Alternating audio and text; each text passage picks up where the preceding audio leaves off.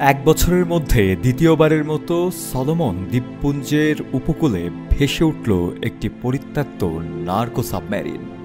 এ ঘটনায় স্থানীয় বাসিন্দা ও কর্তৃপক্ষ সমানভাবে হতবাক। প্রায় ৩ সপ্তাহ আগে এই প্রশান্ত মহাসাগরীয় দ্বীপরাষ্ট্রের নীলাভ জলে প্রথম সাবমেরিনটি দেখা যায়। তবে এখনও তদন্ত শেষ করতে পারেনি কর্তৃপক্ষ। ফলে স্থানীয়দের মনে জন্ম নিয়েছে একের পর এক প্রশ্ন।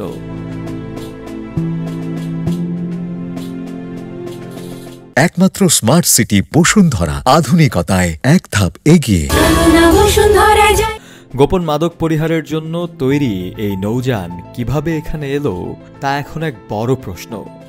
স্বাভাবিকভাবে এটি এই পথ থেকে হাজার হাজার মাইল দূরে থাকার কথা। তবে এটি এখানে প্রথমবার নয়, 1 বছরের মাথায় এটি দ্বিতীয়বার ঘটল।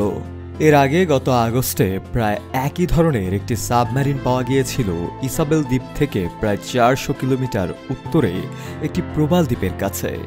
সমুদ্র বিষয়ক কর্মকর্তাদের ধারণা, দুটি সাবমেরিনই লাতিন আমেরিকা থেকে সলোমন দ্বীপপুঞ্জ পর্যন্ত প্রায় 13,000 কিলোমিটার পথ অতিক্রম করেছে বা ভেসে এসেছে, যা পৃথিবীর পরিধির 1/4 বেশি।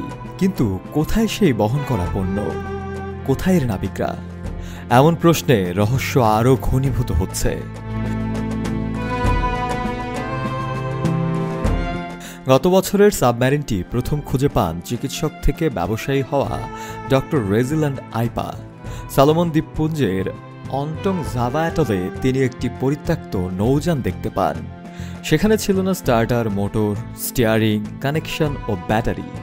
চারপাশ ছিল আবর্জনায় ভরা।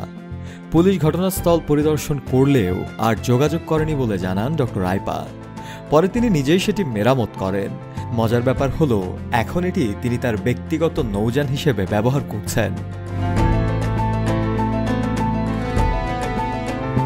সাধারণত ফাইবার গ্লাসের তৈরি এই আধা সাবমেরিনগুলো তৈরি হয় রাডার এড়িয়ে চলার জন্য। এগুলো দ্রুতগামী এবং গোপনে দক্ষিণ ও মধ্য আমেরিকার উপকূল থেকে যুক্তরাষ্ট্রের উদ্দেশ্যে বিপুল পরিমাণ কোকেন বহনে ব্যবহৃত হয়। সর্বশেষ উদ্ধারকৃত সাবমেরিনটির দৈর্ঘ্য প্রায় 25 মিটার এবং প্রস্থ 2 মিটার। গত 28 জুলাই সংসদ সদস্যের এক সদস্য রামোস দ্বীপের কাছে এটি ভাসতে দেখতে পান। পরে ঢেউয়ের টানে এটি ঘোভেও গ্রামের পাশে একটি বালুচরে আটকে যায়। পুলিশ এসে জানায় তদন্ত চলবে এবং সাবমেরিন সেখানেই থাকবে। তারপর তারা চলেও যায়। শফেল মাওলা, কালের কণ্ঠ।